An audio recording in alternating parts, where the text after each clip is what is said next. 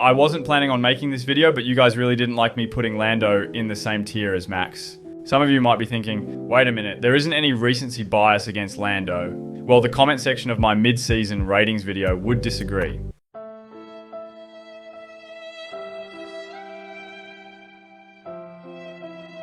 Firstly, thank you all for your lovely comments. Now, onto the topic of this video. Why is everyone suddenly being so critical of Lando? Just to clarify, I'm not being paid by Lando, McLaren, or Quadrant, because I know some people will probably comment about that. This video is going to be a bit different than my other videos, as I'm just going to answer some questions that I think need clearing up. First question, is Lando on the same level as Max? I wouldn't say that just yet. Max is currently the quickest and most complete driver on the grid. I put Lando in the same tier because I believe he's the one closest to Max. Are we forgetting that Lando is second in the championship? Yes, the gap is over 70 points, but that's largely because Max dominated the first few races when McLaren was still behind Ferrari in terms of performance. In just the first 5 races, Lando was 51 points behind Max. Since Jeddah, he's been in the top 5 in every race except Austria, and has only finished outside the podium places in Monaco and Spa.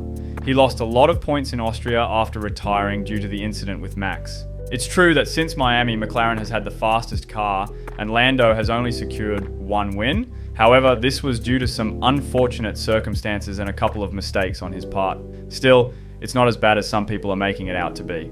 I also noticed that a lot of people in the comment section are saying that George is way better than Lando. This is debatable since they haven't really gone head-to-head much in Formula 1. The only real battle they had this year was in Canada, where Lando came out on top. But again, that's not enough to definitively determine who is the better driver. Lando also seems less prone to mistakes like crashes compared to George. Last year, Lando finished ahead of George in the standings, even though he had a slower car in the first half of the season, so it's tough to say who's the better driver right now. However, if I had to pick one based on their performances so far, I would say Lando has been the quicker and more consistent driver in both qualifying and races. That said, the difference isn't huge, and it also depends on how you look at it. I like this comment because it has multiple parts, and the name Lando Throw-ins is hilarious. I think it's too early to say that Lando crumbles under pressure and almost never converts on Sunday. First, let me address the point about his one lucky win off the back of a well-timed safety car. There seems to be some confusion here. It's hard to call Miami a lucky win. Yes, the safety car timing gave him track position, but at the restart, Max was right behind him and couldn't hang on for even half a lap. Now, Christian Horner mentioned that Max's car had damage, which led to a loss of performance, while Max himself said after the race that the car felt the same from the beginning to the end and that they were slower than Lando the whole race. So it's unclear what the real situation was. Would Lando have won without the safety car? Hard to say, but that's how Formula 1 works. Sometimes the safety car helps, sometimes it doesn't. I think what's upsetting many people about Lando is that he has only 1 win so far this season despite having the best car. There are 2 key points that many seem to overlook. First, McLaren only became competitive from Miami onwards. Second, the performance difference between McLaren and other teams like Red Bull and Mercedes isn't as significant as some might think. The only track where they had a clear performance advantage was Hungary. On other tracks, their advantage largely depended on track position. After last year's domination by Max, the expectation is that the team with the fastest car should dominate the field in the same way. But that's not the case here. McLaren, Mercedes and Red Bull are so close to each other, as we've seen in recent races, that any driver stuck behind those cars is going to have a hard time overtaking and moving forward. Now let's look at how Lando performed after Miami when McLaren had a slight performance advantage. Imola was a great weekend for Lando. He qualified 3rd and finished 2nd, beating his teammate who started 2nd on the grid. Lando struggled in the first and middle stints, but was on fire in the last one. He finished just 7/10 behind Max and was catching him at an incredible rate. With a few more laps, it could have been even closer. Monaco was tough for Lando. He qualified 4th and finished 4th, which, given the difficulty of overtaking there, is understandable. Oscar beat him by qualifying 2nd and finishing in the same position. Monaco is always a hit or miss. Everything needs to go right in qualifying, and even a small mistake in Q3 can be costly in the race. Canada was a solid race for Lando. He started 3rd and finished 2nd in tricky conditions. A win seemed possible as Lando was leading at one point, but a few mistakes and the prowess of a certain Dutch driver in wet conditions snatched the victory from him.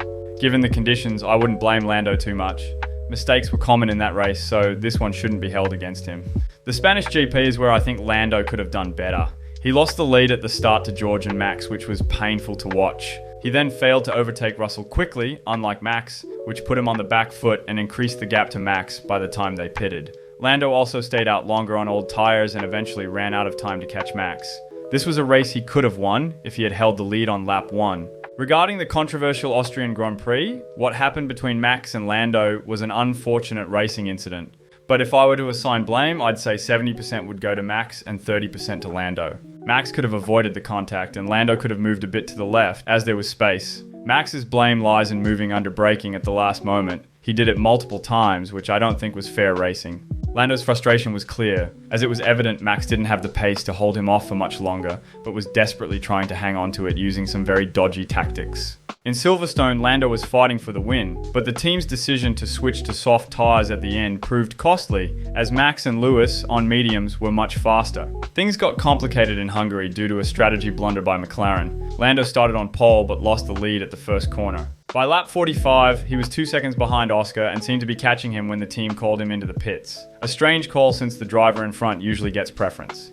They pitted Oscar 2 laps later while Lando was setting blistering lap times. Oscar came out 2.5 seconds behind Lando, but he couldn't match Lando's pace on fresher tyres and started dropping back. On lap 68, Lando let Oscar through after a series of radio instructions. Lando had better pace in the second half of the race and could have challenged Oscar for the win, if not for the pit drama. Belgium was a weird one. He qualified 5th, which was surprising, as McLaren was expected to be a front row contender. In the race, he messed up at the start, went deep into turn 1 and lost 3 positions. He then got stuck behind Max after the pit stop and finished 5th. Belgium was unexpected in many ways, as Mercedes seemed quicker in race trim and the Ferraris were also very competitive. I think a podium was possible there, but it was a strange race. One comment said, even with his points tally and podium count expected given the car, why is he in the same tier as Max or above the Mercedes and Ferrari drivers? It seems like you've answered your own question. He's second in the points standings, has the most podiums after Max, and has gone wheel to wheel with Max several times. Yes, he lost most of those battles, but he is the only one fighting with Max regularly and challenging him for wins. Could he have done more with the car he has? Possibly, but the difference isn't that significant. He has done better than the Mercedes and Ferrari drivers though, partly due to being in a quicker car, but that's part of the game. Also, it's hard to compare anyone with the Ferrari drivers as they have their own Ferrari-specific problems. Another comment I often see is that Lando is too emotional and it gets the better of him in races, while Oscar is more cool-headed and handles pressure better. Honestly, I don't think that's the case. While it may seem that way at times, I believe the issue for Lando has more to do with his race starts, which have been a challenge for him for quite a while. This could be due to pressure, but it's hard to say for sure. But he does need to improve his race starts, I'll have to admit. Lando is a bit more emotional than Oscar, and there's a reason for that. Race wins likely mean more to Lando because he's been in Formula 1 for quite a while now. This is his 6th season, and now he finally has a car capable of winning races. Naturally, Lando has set higher goals for himself compared to Oscar, who is in his 2nd season and fortunate to have competitive machinery so early in his career. Both Lando and Oscar have the same number of wins, which I'm sure Lando is eager to change. Now, I'm not here to take anything away from Oscar. He's been phenomenal so far, but he's not in the championship fight yet. He's still learning the car and adjusting to the Formula 1 world, as there are certain things that only come with experience. So far, Lando has been the quicker McLaren driver, and I don't see that changing anytime soon. I think Lando is in a similar position to where Max was in 2021. And before you guys start correcting me in the comments saying Max was much better in 2021, had more wins, and wasn't botching it, I want to clarify that I don't mean it in that sense. What I mean is that it's Lando's first time in truly competitive machinery that can fight for wins, and his first time being in contention for the championship. So a few small mistakes here and there are natural. In the end, I'd just say that there's still a long way to go in this year's championship, and Lando has the potential to give Max a close fight. And that's it for this video, guys. If you enjoyed it, give it a like, and don't you dare forget to subscribe. Let me know your thoughts in the comments down below, and I'll see you guys in the next video.